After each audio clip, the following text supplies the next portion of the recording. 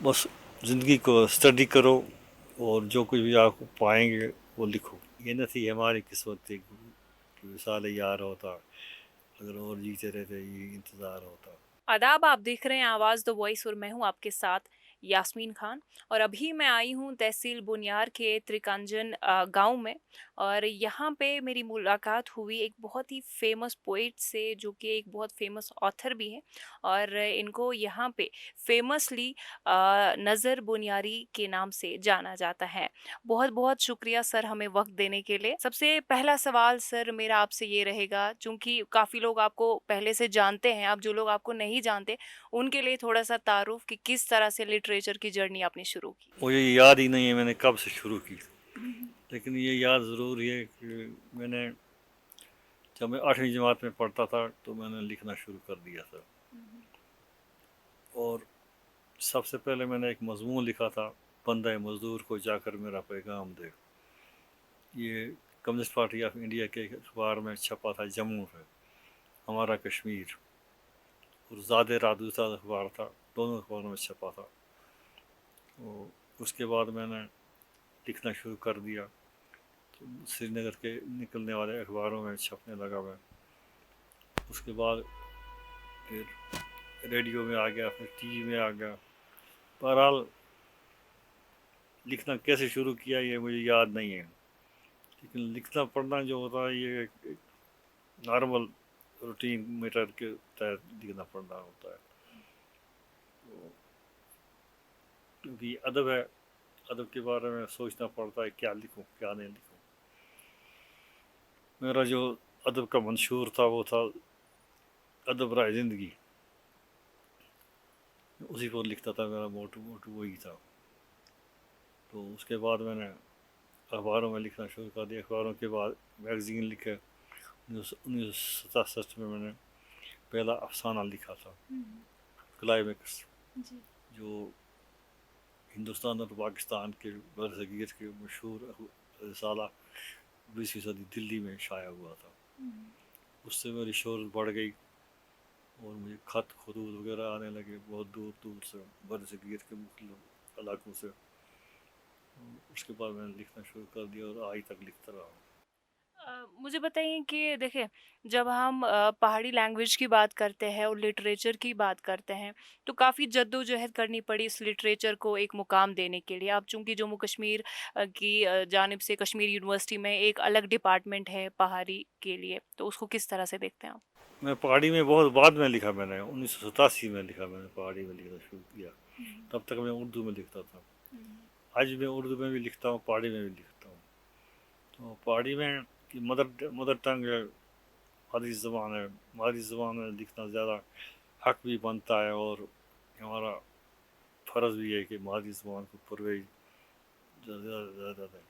मादरी ज़बान में मैंने 8 किताबें लिखी हैं आज तक। 6 किताबें उर्दू में लिखी हैं, 8 पहाड़ी में लिखी हैं।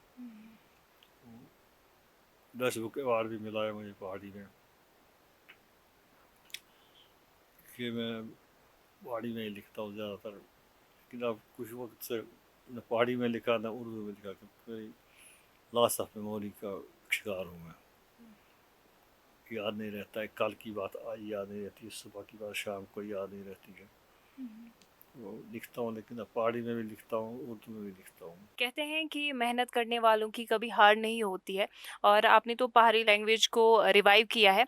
मैंने ये भी सुना है कि आपका जो वर्क है वो रशियन लैंग्वेज में भी ट्रांसलेट किया गया है, इसमें कितनी सच्चाई है? हाँ, एक मेरा अफसाना मजमूआ था, दूसरा आदम, हम्म। कि मैंने 1971 में लिखा था। हम्म। इसका ट्रांसलेशन हुआ है रशियन रशियन लैंग्वेज में। हम्म। तो क्योंकि मैं रशिया भी गया हूँ, पहला मेरा चक्कर जो था फॉरेन का वो उज़्बेकिस्तान था, ताशकंद। हम्म। ताशकंद में जो ताशकंद यूनिवर्सिटी थी, उसके वाइस चांसलर थे बाबा जान गफूरोव, डॉक्टर बाबा जान गफूरोव। हम्म। तो उन्होंने मेरा अफसाना अफसानी मजमूआ लिया उर्दू का, और उसका ट्रांसलेशन करवाया वहाँ। पता नहीं क्या नाम था उनका, शेर खान के क्या नाम था, पाकिस्तान के थे, पेशावर के। हम्म। ट्रांसलेशन करवाया। मुझे बताएं कि आपका जो लिटरेचर है कश्मीर में पढ़ा जाता है, साथ ही साथ पाकिस्तान में भी पढ़ा जाता है। तो आप पाकिस्तान कितनी दफ़ा गए हैं जब हालात नॉर्मल थे और यहाँ से वहाँ जा सकते? मैं पाकिस्तान 28 मरतबा गया हूँ, और सबसे पहले मैं 87 में गया हूँ, 87 में। लास्ट दफ़ा 2014 में गया हूँ, उसके बाद फिर नहीं गया। पाकिस्तान में कुछ इदारों ने मुझे अवार्ड भी दिए हैं, एजाज़त बख्शे हैं। जी। तो 1914 के बाद में 2014 के बाद मैं नहीं गया वहाँ, क्योंकि रास्ता बंद हो गया। वहाँ से भी नहीं गया, यहाँ से भी नहीं गया। इंशाल्लाह जो फिर हालात ठीक हुए फिर जाऊँगा। पाकिस्तान का जो लिटरेचर है थोड़ा उसके बारे में बताएं, कितना रिच लिटरेचर उनके पास है? उनके पास बहुत रिच लिटरेचर है, क्योंकि उनके पास एक ही ज़बान है उर्दू की। उर्दू मादरी ज़बान है उनकी, 4 ज़बानें उनकी मादरी ज़बानें हैं। उर्दू जो है सब पढ़ते हैं, सब बोलते हैं, सब लिखते हैं, और एक ही ज़बान से सब बात करते हैं उर्दू से, उर्दू में। इसलिए वहाँ लिटरेचर जो है वो बड़ा रिच है, वो मैं बड़ा लाइक करता हूँ। हमारे अल्लामा इकबाल जो थे पाकिस्तान में पले बड़े, वहीं उनका मदफन भी है। और मुझे बताएं कि देखें, जब हम लिटरेचर की बात करते हैं तो कोई ऐसा होता है आपकी लाइफ में जिससे आप इंस्पायर होते हैं, तो आपने ज़्यादा किस पोइट को पढ़ा है? मैंने ज़्यादातर गालिब को पढ़ा है, गालिब को पढ़ा है।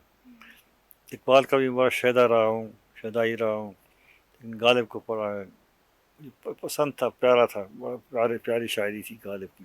कुछ कपलेट सुना दीजिए। ये न थी हमारी किस्मत थी कि विसाल यार होता, अगर और जीते रहते ये इंतज़ार होता। जी। मुझे बताएं, आपका जो वर्क है उसमें एक बहुत ही फेमस वर्क आपका था जिसका टाइटल था मेरे कफन में ये किसकी लाश है। थोड़ा उसके बारे में बताएं कि वो आपने किस तरह से लिखा था, क्या आइडिया था उसके पीछे? किसकी लाश है मेरे कफन में, ये मेरा अफसानी मजमुआ है, और ये मैंने कश्मीर के हालात पर लिखा था। कश्मीर के हालात अभी कुछ देर पहले ख़त्म हुए, वो अब खुदा का शुक्र है अमन है। वो उस पर मैंने लिखा था वो, कि एक बच्चा जो है वो, एक एक बुज़ुर्ग आदमी जो है वो जाता है ऐसी ऐसी जगह पर जहाँ पर देखने के लिए कि यहाँ कौन क्या कैसे कैसे रहते हैं ज़िंदगी में, कैसे उस गुजर बसर होती है लोगों की। तो वहाँ पर एक कब्रिस्तान होता है, जिस यहाँ पर कतवे बेचने वाले होते हैं, कब्रें खोदने वाले होते हैं। वो लोगों से पैसे लेते हैं, इतने पैसे दे दो, हम इतनी कब्रें खोदेंगे, कितनी कब्रें खोदनी है, कितने कतवे बनाने हैं। तो ये भी वहाँ होता है। तो ये अचानक एक जगह को कहते हैं कि आप इधर जाओ। ये जाता है वहाँ, वहाँ देखता है लड़के की लाश। ये कहता है यार ये तो मुझे जाना था यहाँ, इसकी जगह मेरा बच्चा चला गया है, ये कैसे हो सकता है, ये मरना मुझे था लेकिन मेरा बच्चा मर गया है। तो उसी के ऊपर मैंने लिखा था ये किसकी लाश है मेरे कफन में। जी। कफन मेरे लिए बना था, लेकिन इसमें मेरा बच्चा लपेटा हुआ है। अभी जो नौजवान बच्चे हैं पहाड़ी की तरफ उतना रागिब नहीं है और पहाड़ी लिटरेचर की तरफ खासकर ज़्यादा रागिब नहीं है, तो उनके लिए क्या मैसेज रहेगा? पहाड़ी के लिए सिर्फ पहाड़ी बोलने वाला ही रागिब है, और कौन हो सकता है रागिब। लेकिन हैं रागिब हैं, अब पहले तो रागिब नहीं थे, अब हो गए हैं। जब से पहाड़ी ज़बान को एसटी का दर्जा मिला है, तब से ज़्यादा हो गया है। और बडिंग ऑथर्स के लिए क्या मैसेज रहेगा? बस ज़िंदगी को स्टडी करो, और जो कुछ भी आप पाएंगे वो लिखो।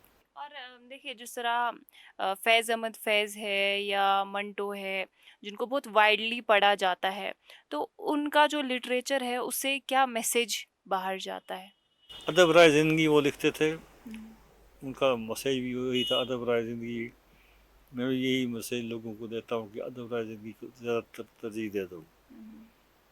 वो जो फैज़ और मंटो लिखते थे, सच्चाई लिखते थे, हकीकत लिखते थे। सैफुल मुलूक जो है बहुत ही फेमस है, तो उसके कुछ कपलेट्स हमें सुना दीजिए। एक कपलेट है उनका कि नीचां दी अशनाई कोलों फैज़ किसे नहीं पाया, कि करते अंगूर चढ़ाया हर गुच्छा जखवाया। ये कहते हैं कि जो कमीना आदमी होता है, या नीच होता है, नीच बदजात कमीना, اس سے کبھی کسی نے فیض نہیں پایا، فائدہ حاصل نہیں کیا ہے۔ جیسے ککر کے درخت پر انگور کا درخت چڑھا دیا جائے، انگور کی بیل چڑھا دی جائے، تو اس کا انگور کا ہر دانہ جو ہے وہ ککر کے کانٹوں سے زخم آ جاتا ہے، زخم لگ جاتے ہیں اسے۔